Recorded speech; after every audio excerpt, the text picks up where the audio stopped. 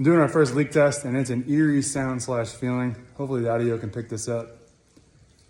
But that is water running through the vent stacks, filling up the waste vent line, waste drain vent with water. So we'll see if we got any leaks. But weird feeling flooding your house pipes, but that's what we're doing. Well, it'd probably work out better if you actually plug the holes.